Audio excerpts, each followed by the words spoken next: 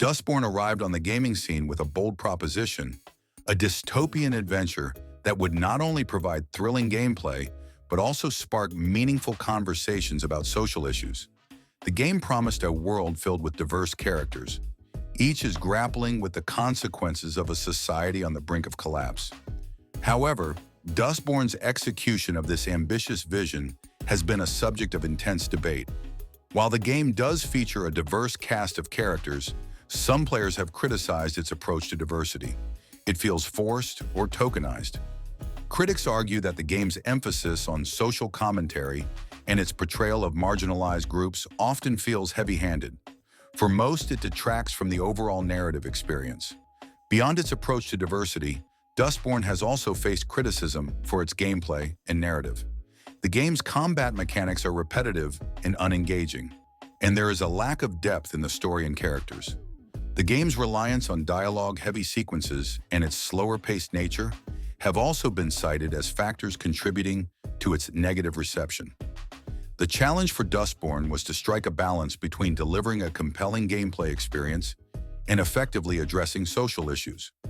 Some players argue that the game's focus on social commentary overshadowed its core gameplay elements. It feels more like a didactic tool than a fun and engaging game. The high expectations set by Dustborn's marketing and early previews may have also played a role in its negative reception. When a game promises to be groundbreaking and socially relevant, it sets the bar high. If the final product falls short of these expectations, it can lead to disappointment and criticism. Dustborn's failure to fully realize its potential can be attributed to a combination of factors. This includes its approach to diversity, gameplay issues, and the high expectations it sets for itself. While the game's ambitions were admirable, its execution ultimately left many players feeling unsatisfied. One common complaint is that the game's diverse characters often seem like afterthoughts, rather than integral parts of the narrative.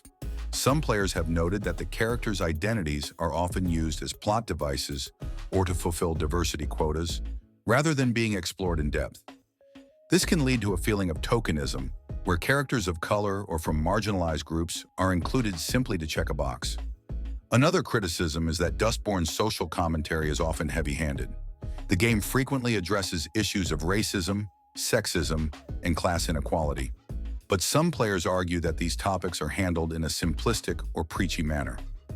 This can make the game feel like a didactic tool rather than a work of fiction. Critics also argue that Dustborn's focus on social issues detracts from the overall quality of the narrative and gameplay. When characters are primarily defined by their marginalized identities, it can limit the complexity of their stories and make them feel one-dimensional.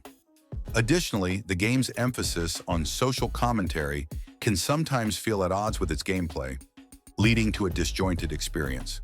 Dustborn's handling of diversity has been a major point of contention among players.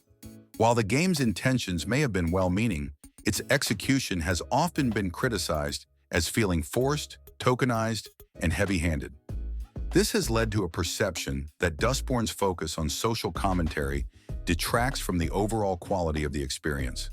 Dustborn's approach to diversity has been a major point of criticism, but it's not the only area where the game has faced backlash. Many players have also expressed disappointment with its gameplay and narrative. One of the most common complaints about Dustborn is its repetitive combat mechanics. The combat is overly simplistic and lacking in variety. The game's reliance on a small number of abilities and enemy types can make the combat feel stale after a few hours. Dustborn's story and characters have also been criticized for their lack of depth. The narrative is predictable and cliché, not to mention the one-dimensionality of the characters. The game's focus on social commentary can sometimes feel at the expense of character development and a compelling storyline. Dustborn's reliance on dialogue-heavy sequences has also been a point of contention.